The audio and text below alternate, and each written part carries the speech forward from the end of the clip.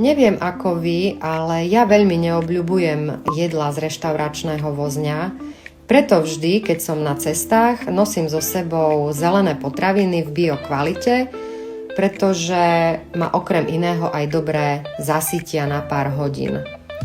Pijem ho každý deň už niekoľko rokov, cestuje so mnou úplne všade, kam idem, dodá mi energiu, posilní imunitu a zlepší trávenie.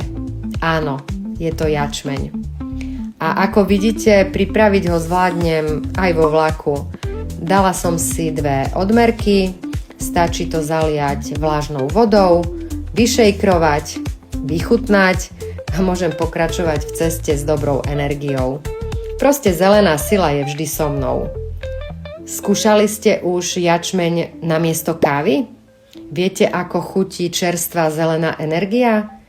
Napíšte mi, čo by vás presvedčilo vyskúšať ho. Budem sa tešiť.